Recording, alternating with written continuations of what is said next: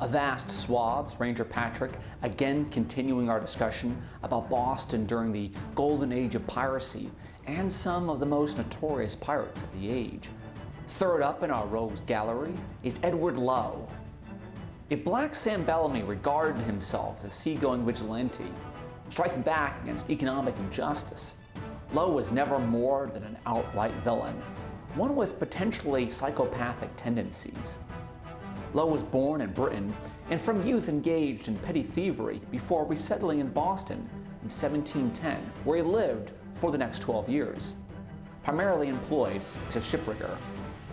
He married at the First Church of Boston in 1714, but his wife died in 1719, shortly after giving birth to a daughter. This event left a lasting impression on Lowe, for despite the shocking barbarity of his later crimes, he would become maudlin at thoughts of home and family. Often he spared captive sailors from impressment if they were married. In 1722, Lowe left Boston for the Bay of Honduras with other New England baymen to cut wood in Belize. The inner bark of these trees was especially valuable, not for shipbuilding or construction, but for the making of dyes. This was both a lucrative and illicit venture. Both Spain and Britain claimed ownership of the area following the conclusion of the War of the Spanish Succession. Spain deployed ships to the area to arrest trespassers and capture the contraband wood. Like so many before him, Lowe's career in piracy began with a mutiny in 1722, when he unsuccessfully tried to shoot the captain of the log-cutting ship over the issue of a missed dinner. Lowe and several crew members abandoned the other baymen to begin a new career in piracy, raiding fishing ships in the northern Atlantic. Much of our current knowledge of Lowe as a pirate comes from the testimony of Philip Ashton, a fisherman from Marblehead, Massachusetts, who was captured by Lowe in June 1722 off the coast of Nova Scotia. Despite continued beatings and the threats of greater violence, Lowe could not convince Ashton to sign the ship's articles. Like other pirates, these articles included regulations against gambling or drunkenness, the fair distribution of plunder, and compensation for wounds received in battle. Signing articles, however, might serve as Ashton's own death warrant should Lowe's ship be captured by authorities. Not signing the articles, however, put Ashton in great peril. Lowe would become notorious for burning his captives, marooning them, or forcing them to commit gruesome acts of auto-cannibalism. Lowe looked the part of a monster.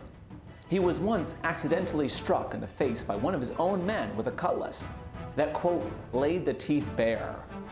A ship's doctor botched the surgery, and in a fight the stitches were broken, requiring Lowe himself to redo them.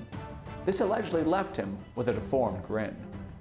After capturing Ashton and the New England fishermen, Lowe sailed across the Atlantic to the Azores and Cape Verde Islands off the northern coast of Africa, and then eventually back to the Caribbean.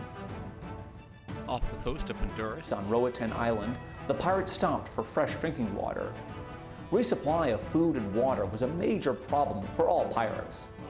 Overpowering other vessels necessitated disproportionately large crews, which naturally required more provisions. However, due to fear of arrest, many ports of call were off limits to pirates. Therefore, they often captured ships not for plunder, but simply for food. While anchored off Roatan, the captive Ashton convinced the crew to let him go ashore with the resupply party. While the other pirates were occupied, Ashton hid in the jungle. He would stay marooned there for 16 months, a real-life Robinson Crusoe, who, because he lacked any tools, subsisted mostly on fallen fruit, several times almost perishing of exposure or attacked by wild pigs.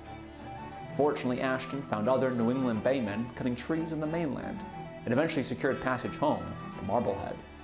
Despite Ashton's privations, it was probably wiser to risk the rigors of marooning over continuing as one of Lowe's impressed crew, as Lowe became increasingly deranged. Only a few months after Ashton's escape, Lowe captured a Portuguese vessel. When his captain dropped 11,000 gold coins into the sea, Lowe executed 32 of the crew. Even worse, when a Spanish vessel was captured, Lowe put another 53 men to the sword. Incongruously enough, at this time, Lowe captured and personally took command of a large ship called the Merry Christmas.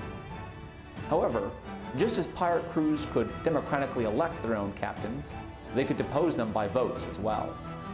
Lowe's predilections for brutality alienated enough of his crew so that in 1724 they marooned him on an island in the Bay of Honduras.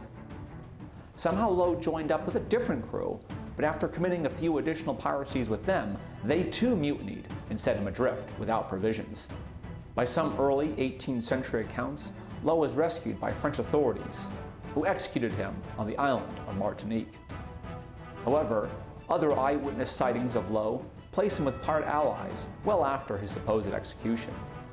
It's very well likely Lowe was one of the few pirate captains who did not meet a violent death, but lived out his days peacefully in Belize, a far milder fate than the nefarious Lowe humbly deserved.